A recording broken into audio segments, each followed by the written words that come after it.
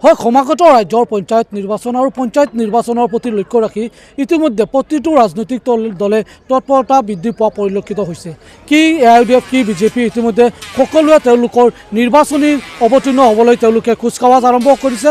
তাৰে সমান্তৰালকৈ ডবাকাটো কংগ্ৰেছ দলে বীণাকান্দি সমষ্টিৰ প্ৰায় 25টাকৈ পঞ্চায়তৰ যি মণ্ডল সভাপতি আছে তেওঁলোকৰ সৈতে এখন পৰ্যালোচনা বৈঠকত ইতিমধ্যে অনুষ্ঠিত কৰিছে আৰু এই বৈঠকত তেওঁলোকে যি আগন্তুক পঞ্চায়ত নিৰ্বাচন হ'ব এই পঞ্চায়ত নিৰ্বাচনত কেনেদৰে অৱতীৰ্ণ হ'ব সেই বিষয়ে তেওঁলোকে ইয়াত বিস্তৃতভাৱে আলোচনা কৰিব। মই মোৰ সহযোগী সামগ্ৰিক দৃশ্য দেখুৱাবলৈ অনুৰোধ কৰিছোঁ। আচলতে এয়া হৈছে ডবকাৰ ৰাজীৱ ভৱন আৰু ইতিমধ্যে দেখিবলৈ পোৱা গৈছে যে বীণাকান্দি সমষ্টিৰ বিভিন্ন প্ৰান্তৰ পৰা কংগ্ৰেছ কৰ্মীসকল অহা পৰিলক্ষিত হৈছে আৰু এই যি আগন্তুক পঞ্চায়ত নিৰ্বাচন হ'ব আৰু এই পঞ্চায়ত নিৰ্বাচনৰ প্ৰতি লক্ষ্য ৰাখি ইতিমধ্যে বিভিন্ন তেওঁলোকে চিন্তা চৰ্চা আগবঢ়াইছে। মোৰ সৈতে ইয়াৰে বীণাকান্দি সমষ্টিৰ কংগ্ৰেছ নেতাগৰাকী আছে, আচলতে জানিবলৈ বিচাৰিম কি ক'ব দাদা, যিহেতু দেখা গৈছে যে এইবাৰ যোৱা কিছুদিন পিছতে অনুষ্ঠিত হ'ব পঞ্চায়ত নিৰ্বাচন আৰু এইবেলি দলীয় প্ৰতীকবিহীনভাৱে অনুষ্ঠিত হ'ব, কি ক'ব আপোনালোকৰ কেনেকৈ কি?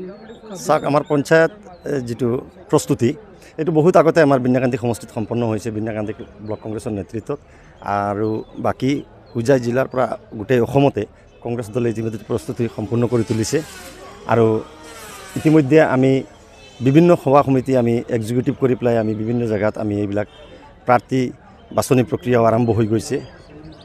কংগ্ৰেছ দলে যেনেকৈ নীতি নিৰ্দেশনা ওপৰৰ পৰা আহিছে APCCৰ পৰা যেনেকৈ নীতি নিৰ্দেশনা সকলো সামৰি আমি আজি ইয়াত এখন কাৰ্যকৰী সভাৰ আহ্বান কৰা হৈছে ব্লক কংগ্ৰেছৰ নেতৃত্বত। গতিকে এই ব্লক কংগ্ৰেছে আজি বিভিন্ন দিশ পৰ্যালোচনা কৰি প্ৰত্যেক মণ্ডলত আমাৰ যিটো বিভিন্ন কাৰ্যসূচী আছে, আজি আমাৰ এক্সিকিউটিভত কিছুমান কাৰ্যসূচী আছে, এইবিলাক মই মিডিয়াত নকওঁ, এইবিলাক আমাৰ এক্সিকিউটিভত আলোচনা হ'ব।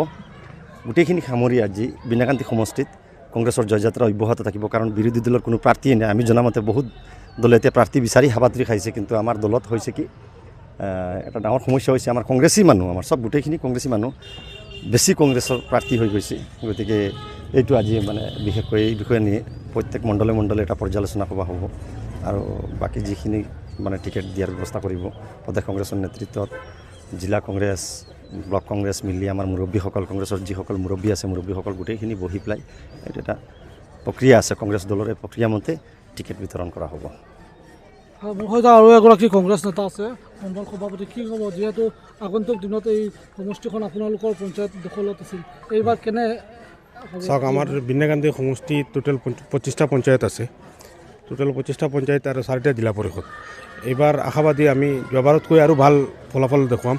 এইবাৰ 25টা পঞ্চায়তত আমাৰ 25টা আঞ্চলিক পঞ্চায়ত জিকিব, 4টা জিলা পৰিষদ আমি জিকিবলৈ সক্ষম হ'ম। যিহেতু এইবাৰ দলীয় প্ৰতীকবিহীনভাৱে নিৰ্বাচন হ'ব, দলীয় প্ৰতীকবিহীন হ'লে আমাৰ কংগ্ৰেছৰ যিবিলাক কৰ্মীসকল আছে সিহঁতে মেম্বাৰৰ ইলেকশ্যন খেলিব, খেলাৰ পিছত লাষ্টত প্ৰেচিডেণ্ট বনাব, এটা জিপিতে এজন এজনকৈ প্ৰেচিডেণ্ট বনাব। ইতিমধ্যে সকলো দলে ইতিমধ্যে তেওঁলোকৰ ৰাজনৈতিক প্ৰচাৰ আৰম্ভ কৰিছে। আপোনালোকে আমাৰ আজি কাৰ্যকাৰী মিটিং হৈ আছে, আজিৰ পৰা আমাৰ মানে কেণ্ডিডেট বাছনি প্ৰক্ৰিয়া ষ্টাৰ্ট হ'ব। আমি অহা 11 তাৰিখ নমিনেশ্যন দিম, নমিনেশ্যনৰ পিছৰ পৰাই আমাৰ কেম্পিং ষ্টাৰ্ট হ'ব। কি আশাবাদী পঞ্চায়ত আপোনালোক সকলোৱে দখল কৰিব পাৰিব? ইনশাল্লাহ আমিতো হিচাপমতে 25টাই দখল কৰিম, এইটো আমি পূৰা আশাবাদী। মই ব্লক কংগ্ৰেছ সভাপতি হিচাপে মই আজি গেৰাণ্টি দিছোঁ এইটো।